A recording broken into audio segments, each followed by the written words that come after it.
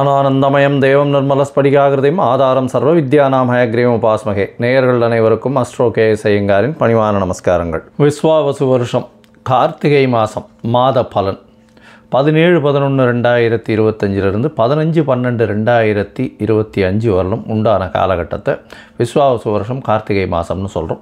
பொதுவாகவே மாத கிரகங்கள்னு சொல்லக்கூடியது சூரியன், செவ்வாய், புதன் மற்றும் சுக்கிரனுடைய மாற்றங்களை வச்சு சொல்லுவோம். இந்த மாதம் பார்த்தாலேயானால் பெரிய விசேஷம் என்ன அப்படின்னா, கிட்டத்தட்ட வருஷ கிரகங்கள்னு சொல்லக்கூடிய சனியும் குருவும் கூட மாற்றங்கள் இருக்குது. என்ன மாற்றம் இருக்குது அப்படின்னா, சனி பகவான் வக்ர நிவர்த்தியாளர். 17-11-2025 வாக்கிய பஞ்சாங்கம் பிரகாரம் சனி வக்ர நிவர்த்தியாளர். அதனால் அதற்குண்டான தனியாக பலன்கள் போட்டிருக்கேன் பாருங்கள். குரு பகவான் 18ஆம் தேதி, அதாவது கார்த்திகை 2ஆம் தேதி அன்றைக்கே அவர் வக்ரகதிக்கு போகிறார். என்ன, புனர்பூசம் 4ஆம் பாதத்தில் அவர் வக்ரமாறார்.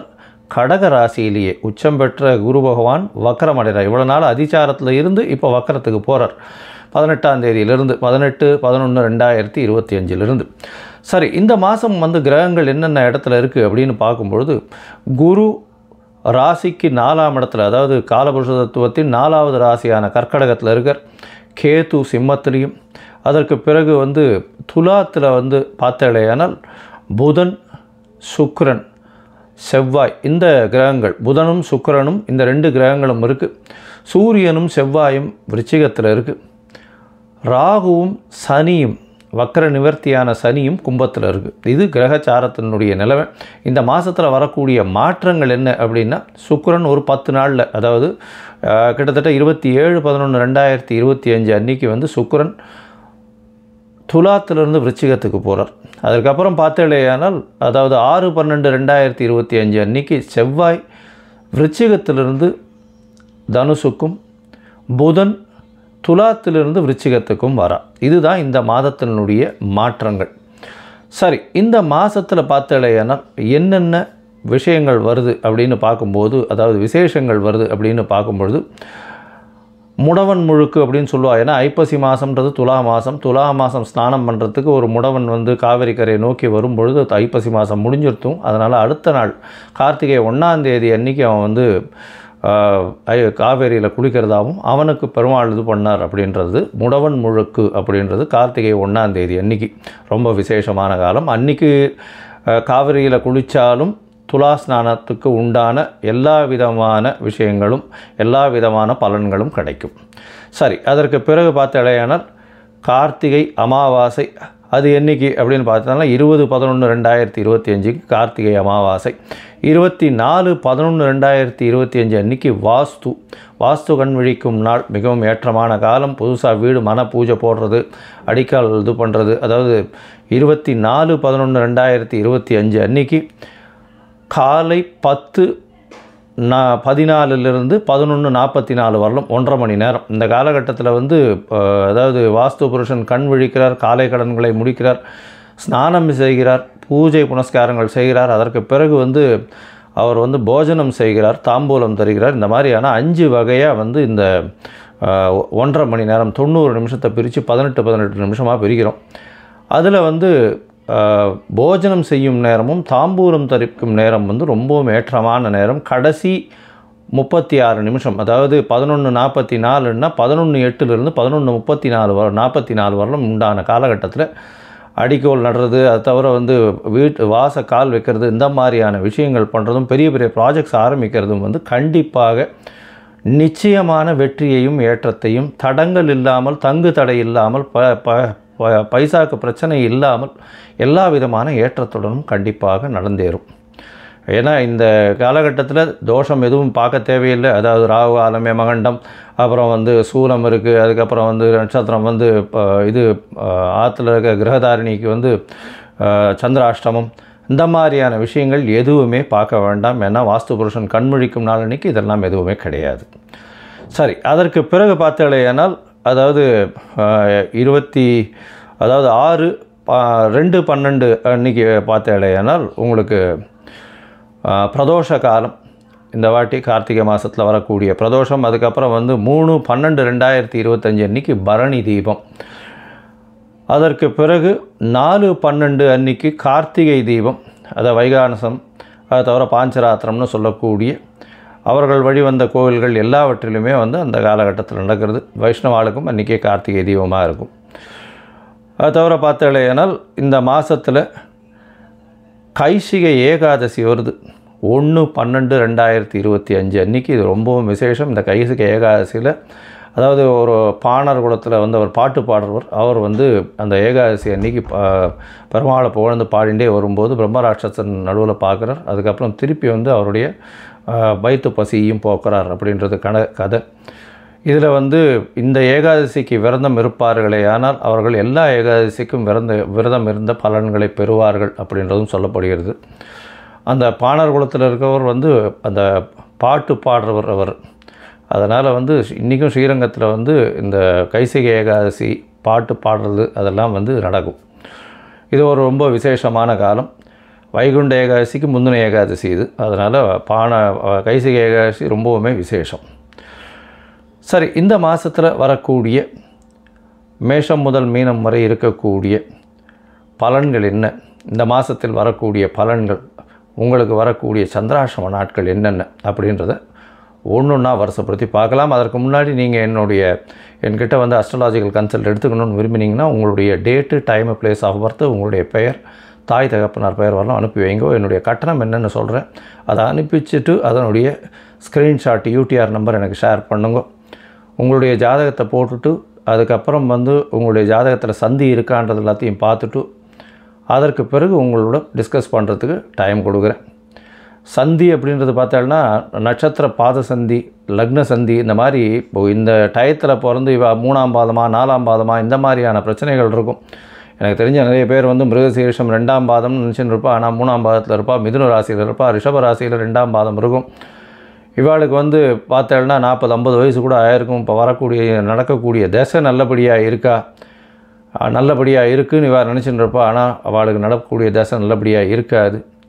இது வந்து பார்த்தேன்னா கிருத்திகை 1ஆம் பாதம் 2ஆம் பாதத்தினுடைய இதுவும் மாறும். அது மாதிரி ரிஷபத்துக்கும் மேஷத்துக்கும் ஒரு ராசிக்கும் ஒரு பாதத்துக்கும் மாறக்கூடிய விஷயம். அதனால் பாதத்தை பொறுத்து தான் வந்து உங்களுடைய லக்னபாவம், உங்களுடைய சந்திரன் நிற்கக்கூடிய இடம், அதை தவிர உங்களுக்கு நடக்கக்கூடிய தசாபுக்தி, அந்தரம், சூக்ஷ்மம் இதெல்லாம் வந்து நடக்கக்கூடிய பலன்களை கொடுக்கும். கோச்சார பலன்கள் ஒரு 25% உங்களுடைய வாழ்வில் நடந்தாலும் 75% உங்களுடைய தசாபுக்தி, அந்தரம், சூக்ஷ்மம் மட்டும்தான் நடக்கும். சரி, இப்போது ஒரு ராசியாக மேஷம் முதல் மீனம் வரை இந்த விஸ்வாவசு வருஷம் கார்த்திகை மாதம் எப்படி இருக்குது அப்படின்றத பார்க்கலாம். மகரம், உத்திராடம், திருவோணம், அவிட்டம் இந்த 3 நட்சத்திரம் 9 பாதங்களை கொண்ட ராசியின் அதிபதினு சொல்லக்கூடியவரே சனி. இந்த மாதம் வந்து ஒரு பெரிய ஏற்றம். அதாவது 17-11-2025 15-12-2025 வரலும் உண்டானது விஸ்வாவசு வருஷம் கார்த்திகை மாதம். இந்த மாதத்தில் பார்த்தோம்னா பொதுவாகவே மாத கிரகங்கள்னு சொல்லக்கூடிய சூரியன், செவ்வாய், புதன் மற்றும் சுக்கிரனுடைய மாற்றங்களை வச்சு தான் வந்து பலன்கள் சொல்லுவோம். இந்த மாத கிரகங்களில் சூரியன் நம்ம வந்து விருச்சிகத்தில் இருக்குது. அதனால தான் இது கார்த்திகை மாதம். அதாவது நம்ம வந்து சூரியனை பின்பற்றி மாதங்களை குறிக்கிறதுனால இந்த மாதம் வருஷ கிரகங்கள்லேயும் மாற்றங்கள் இருக்குது. வருஷ கிரகங்கள்னு பார்த்தாலேயானால் சனி உங்களுடைய ராசிக்கு 2ஆம் இடத்துலேருந்து வக்கர நிவர்த்தி அடைகிறார். 17-11-2025 அன்றைக்கி வக்கர நிவர்த்தி அடைகிறது பெரிய விசேஷம். அது தவிர பார்த்தாலேயானால் குரு உங்களுடைய ராசிக்கு 3-12 அதிபதி. அவர் வந்து சமசப்தமத்தில் வக்கரமாறார். என்றைக்குன்னா 18-11-2025, அதாவது 2ஆம் தேதி, கார்த்திகை 2ஆம் தேதி. இந்த காலகட்டத்தில் பார்த்தாலேயானால் சனி பகவான் 2ஆம் இடத்துல இருக்கிறதுனால பணவரவு நல்லபடியாக இருக்கும். ராகுவோட கூட சேர்ந்து இருக்கார். பேச்சில் ரொம்ப ஜாக்கிரதையாக இருக்கும். ஏன்னா ராகுவும் இருக்கிறதுனால கொஞ்சம் பேச்சில் தடங்கள் வரும். பேசக்கூடியது சரியாக புரிந்து கொள்ளப்பட மாட்டாது. நீங்கள் பேசக்கூடிய விஷயங்கள் தவறாக புலப்படும். அதன் மூலியமாக கொஞ்சம் பொறுமையாக இருக்கிறது ரொம்பவுமே நல்லது. சமசப்தமத்தில் குரு இருக்கிறது பெரிய விசேஷம். திருமணத்திற்கு பார்த்து கொண்டு இருக்கக்கூடிய இளைஞர்களுக்கு கண்டிப்பாக திருமண பாக்கியம் ஏற்படக்கூடிய வாய்ப்புகள் உண்டு. உங்களுடைய ராசிக்கு பார்த்தலையானால் 11ஆம் இடத்துல சூரியனும் செவ்வாயும் அதீதமான லாபம் கிடைக்கக்கூடிய வாய்ப்பு. தொழிலில் வந்து பெரிய ஏற்றம். 9-10 அதிபதியும் சேர்ந்து 10ஆம் இடத்துல இருக்கிறது. 10ஆம் அதிபதி ஆட்சி பெற்று போயிருக்கிறதெல்லாம் பெரிய விசேஷம். சுக்கிரன் ஆட்சி பெற்று போயிருக்கார். உங்களுடைய ராசிக்கு 5 10 அதிபதி ஒரு திரிகோண கேந்திர ஸ்தானத்தின் அதிபதி. அவர் வந்து 10ஆம் இடத்துல ஆட்சி பெற்று போகிறதுனால தொழிலில் அபரிமிதமான யோகம் இருக்கக்கூடிய காலகட்டம். அபரிமிதமான யோகம்னா அதாவது இந்த இதுவில் எந்த ஒரு விஷயத்திலையும் நுணுக்கமான கல்வி, நுணுக்கமான விஷயங்களில் இருக்கக்கூடியவர்கள் அவங்களுக்கு வந்து பெரிய ஏற்றம் கிடைக்கக்கூடிய காலகட்டம் இருக்கும். ஏன்னா புதனும் சேர்ந்து இருக்கிறதுனால நிபுணத்துவம் அதிகமாக இருக்கக்கூடிய வாய்ப்புகள் நிச்சயமாக உண்டு. இந்த மாதத்தில் 9ஆம் அதிபதியும் 10ஆம் இடத்துல இருக்கிறதுனால உங்களுக்கு தர்மகர்மாதிபதி யோகம் வேறு. தர்மகர்மாதிபதி யோகம்னா என்ன அப்படின்னா, பொது வாழ்வுக்குன்னு சிலது செலவு பண்ணுவீங்க, பொது காரியங்களுக்கு நீங்கள் செலவு பண்ணக்கூடிய அளவில் இருப்பீங்க. அதனால் வந்து பொது விஷயத்தில் இருக்கிறவர்களுக்கெல்லாம் பெரிய ஏற்றம் கிடைக்கும். அதுவும் வந்து இந்த அரசாங்கம் சம்பந்தப்பட்டவர்கள், இந்த இது சொல்கிறது இல்லையா, அந்த காவல்துறை, நீதித்துறை, இந்த மாதிரியான விஷயங்கள் இருக்கிறவங்க இவங்களுக்கெல்லாம் பெரிய ஏற்றம் இருக்கும். அயர்ன் அண்ட் ஸ்டீலு, அதை தவிர வந்து பிளாக் சாண்டு, அதை தவிர மைனிங்கு, கோல், இரும்பு சம்மந்தப்பட்டது, அதை தவிர வந்து இந்த க்ரூடு சம்மந்தப்பட்டது, பெட்ரோல், இந்த மாதிரியான விஷயங்கள் இருக்கிறவங்க, எள்ளு, எண்ணெய், அதாவது நல்லெண்ணெய், வேர்க்கடலை, இந்த மாதிரியான விஷயங்கள், அது தவிர பண நுங்கு, இந்த மாதிரி விஷயங்களில் சம்மந்தப்பட்டிருக்கிற ஆளுகளாம் பெரிய ஏற்றம், ஜாக்பாட் அடிக்கக்கூடிய வாய்ப்புகள் நிச்சயமாக உண்டு.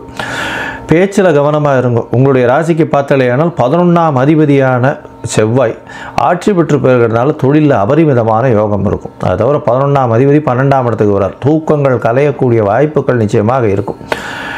என்ன அப்படின்னா, அதாவது 6/12/2025 உங்களுடைய ராசிக்கு 12ஆம் இடத்துல செவ்வாய் வரார். 12ஆம் இடத்துல செவ்வாய் வந்து சுவர்கள் யாரும் பார்க்காம இருக்கிறதுனால தூக்கங்கள் களையக்கூடும்.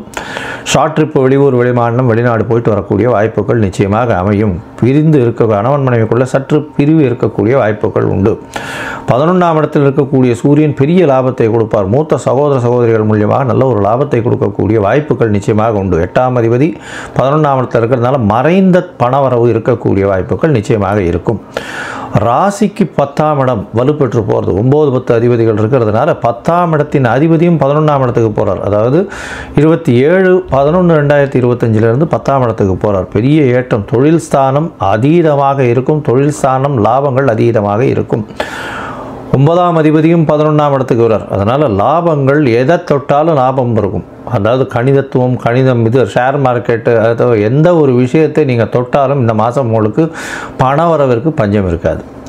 மொத்தத்தில் பார்த்தீங்களேனால் இந்த மகர ராசிக்காரர்களுக்கு மிகப்பெரிய ஏற்றமான காலம், செல்வம் கொழிக்கக்கூடிய காலகட்டம். பேச்சில் ரொம்ப ஜாகிரதையாக இருக்கணும். திருமண பாக்கியம் உண்டு. படிக்கக்கூடிய மாணவர்களுக்கு வெற்றி வாய்ப்பு ஏற்படும். படிக்கக்கூடிய மாணவர்கள் வெளிநாடு போய் படிக்கக்கூடிய வாய்ப்பு உண்டு.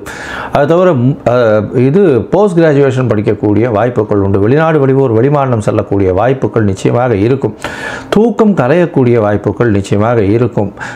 அரசியல் ஆதாயம் கிடைக்கும். அரசியல் வட்டாரங்கள் இருக்கிறவங்களோட நட்புத்தன்மையினால் ஆதாயங்கள் கிடைக்கக்கூடிய வாய்ப்புகள் நிச்சயமாக உண்டு. 11ஆம் இடம் வலுப்பெற்று போனதுனால மூத்த சகோதர சகோதரிகளோட நல்ல ஒரு ஏற்றம். தொழிலில் அபரிமிதமான ஏற்றம். தர்மகர்மாதிபதி யோகம் இருக்கிறதுனால நல்ல ஒரு ஏற்றம் கிடைக்கக்கூடிய காலகட்டம். பொது காரியங்களுக்கு நீங்கள் செலவு பண்ணக்கூடிய வாய்ப்புகள் நிச்சயமாக உண்டு. அது தவிர பார்த்தீங்கன்னா உங்களுடைய ராசிக்கு 8ஆம் அதிபதி 11ஆம் இடத்துல இருக்கிறதுனால மறைந்த இடத்துல இருந்து திடீர் ஜாக்பாட் அடிக்கும்.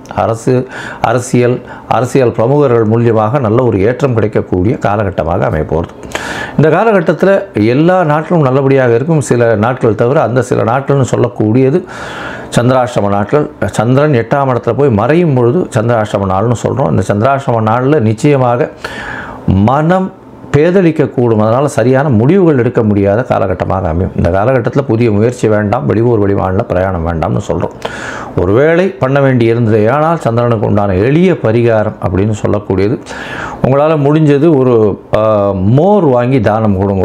யாராவது ஏழை, இந்த லோயர் ஜாப் பண்ணுறவாளுக்கு, அதாவது துப்புரவு பணி தொழிலாளர்கள், அவங்களுக்கெல்லாம் வந்து மோர் வாங்கி கொடுங்க. நல்ல ஒரு ஏற்றம் கிடைக்கும். இந்த மாதம் வந்து இந்த சந்திராஷ்டம நாள் என்னென்னைக்கு வருது அப்படின்னு பார்த்தோம்னா 10/12/2025 12/12/2025 வரலும் உண்டான நாட்கள் சந்திராஷ்டம நாட்கள். இந்த காலகட்டத்தில் இந்த மாதம் நீங்கள் வந்து கால பைரவரை வழிபடுங்க. கால பைரவர், அதாவது தேய்பிறை அஷ்டமியில் வழிபடுறது ரொம்பவுமே நல்லது. கால பைரவரை வழிபடுறது ரொம்ப விசேஷம்.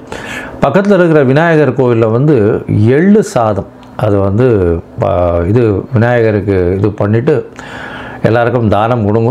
அது வந்து ஒரு பெரிய ஏற்றத்தை கொடுக்கும். எள்ளு சாதம் ஆஞ்சநேயர் கோவில்லையோ இல்லைன்னா விநாயகர் கோவில்லையோ சனிக்கிழமை அன்றைக்கி அதை பண்ண சொல்லி எள்ளு சாதம் வந்து விநியோகம் பண்ண சொல்லுங்கள். உங்களுக்கு வரக்கூடிய வந்து கொண்டு இருக்கக்கூடிய எந்த ஒரு கஷ்டங்களும் தவிடுபொடியாக மாறக்கூடிய வாய்ப்புகள் நிச்சயம் உண்டு.